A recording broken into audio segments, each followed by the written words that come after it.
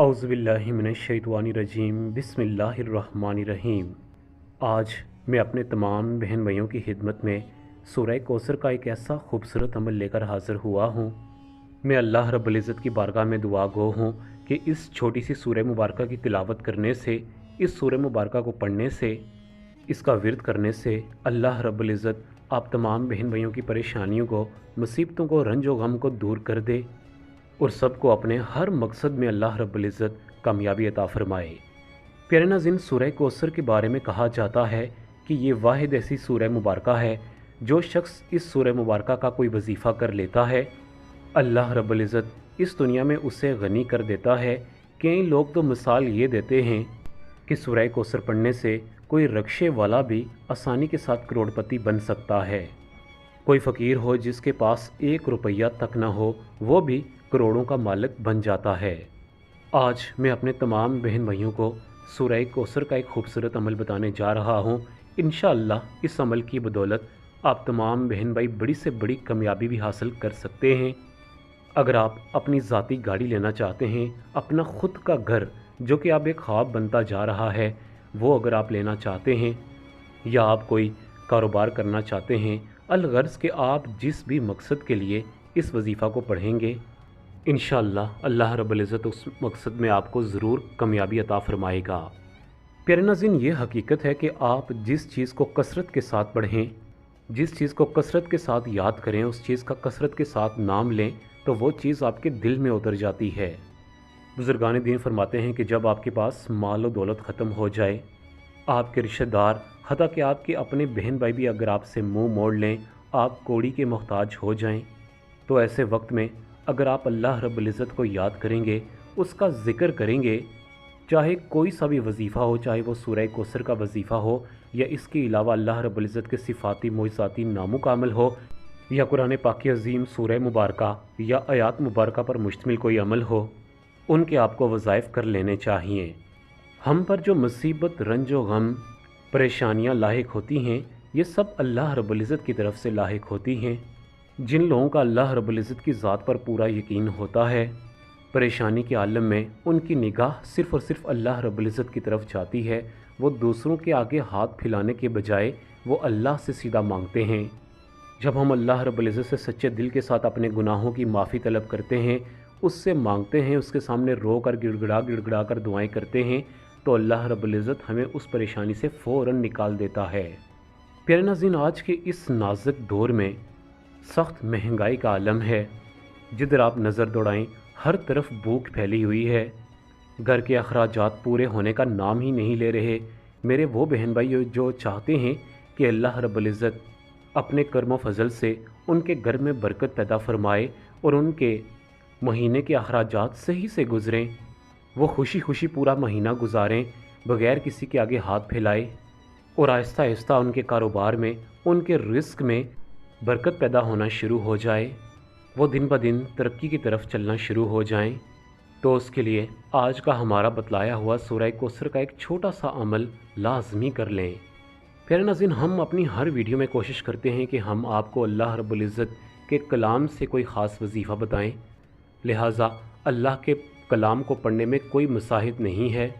अगर एक इंतहाई गरीब शख्स इस अमल को करने की बदौलत अल्लाह उसे नवाज देता है, तो फिर मैं समझता हूँ कि हम सबको इस अमल को लाजमी कर लेना चाहिए, क्योंकि आज के मौजूदा दौर में हर इंसान के दिल में कोई ना कोई ख्वाहिश लाजमी होती है। लिहाजा अगर आपके दिल में कोई भी ख्वाहिश है और आप चाहते हैं कि अल्लाह रब्बुल इज़्ज़त इस ख्वाहिश को पूरा फरमा दे, तो खुदारा आज का हमारा बतलाया हुआ सूरह कौसर का वजीफ़ा जो अभी मैं आपको बताने जा रहा हूँ, इस वजीफ़ा को लाजमी कर लें। प्यारे नाज़रीन, इंतहाई तवज्जो के साथ और गौर के साथ सुन लें कि आपने सूरह कौसर का ये वजीफ़ा किस तरीक़ाकार से करना है। इस वजीफ़ा को आपने सुबह, दोपहर और शाम 3 टाइम करना है। सुबह सूरज निकलने से पहले 41 बार 41 टाइम्स आपने सूरह कौसर को पढ़ लेना है, अव्वल व आखिर कम से कम 3-3 मरतबा दरूद इब्राहिमी के साथ। यहाँ आपको बताता चलूँ कि आपने फ़जर की नमाज़ लाजमी अदा करनी है। बग़ैर फ़जर की नमाज़ पढ़े इस अमल का कोई भी असर आप पर ज़ाहिर नहीं होगा।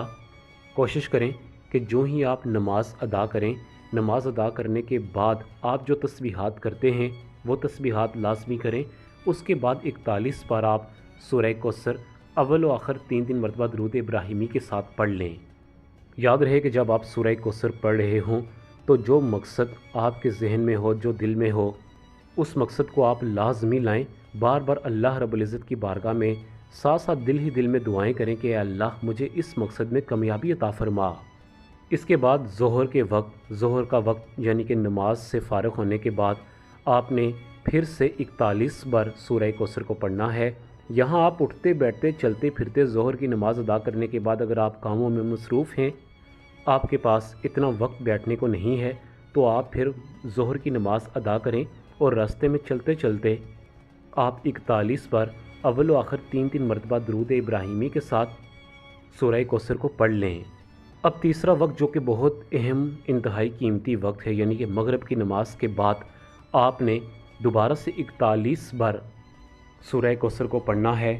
یہاں پر آپ ایک دو چیزیں نوٹ فرما لیں کہ جتنے بھی وظائف ہوتے ہیں یا تو وہ فجر کے وقت کرنے کو ہوتے ہیں یا مغرب کی نماز کے بعد ان وظائف کا کہا جاتا ہے، لہٰذا آپ نے مغرب کی نماز کے بعد سورہ کوثر کو 41 بار اس طریقہ کار سے پڑھنا ہے کہ جب آپ مغرب کی نماز کے بعد فارغ ہو جائیں تو آپ سب سے پہلے 2 رکعت نماز صلاۃ الحاجت ادا کریں۔ کوشش کیا کریں کہ جب بھی مغرب کے بعد آپ کے پاس اگر وقت ہے تو آپ 2 رکعت نفل لازمی پڑھا کریں۔ اسی طرح آپ نے مغرب کی نماز کے بعد 2 رکعت نماز صلاۃ الحاجت ادا کرنے ہیں۔ اس کے بعد آپ جائے نماز پر بیٹھ جائیں۔ خشوع و خضوع طریقے سے آپ نے 41 بار سورہ کوثر کو اول و آخر 3 مرتبہ درود ابراہیمی کے ساتھ پڑھنا ہے۔ پیارے ناظرین، یہ ایک دن کا عمل ہو گیا۔ اسی طریقہ کار سے آپ نے دوسرے دن بھی سورہ کوثر کو فجر، ظہر اور مغرب کی نماز کے بعد پڑھنا ہے، اور تیسرے دن بھی آپ نے اس عمل کو دہرانا ہے۔ یاد رہے کہ جب آپ مغرب کی نماز کے بعد یہ عمل کریں تو اس کے بعد کم از کم 5 منٹ تک آپ نے سچے دل کے ساتھ اللہ رب العزت کی بارگاہ میں دعا مانگنی ہے، کیونکہ اگر آپ نے وظیفہ سچے دل کے ساتھ کیا اور اس کے بعد اللہ کی بارگاہ میں دونوں ہاتھ بلند کر کے دعا نہیں مانگی تو سمجھ لیں آپ کا مقصد فوت ہو چکا ہے۔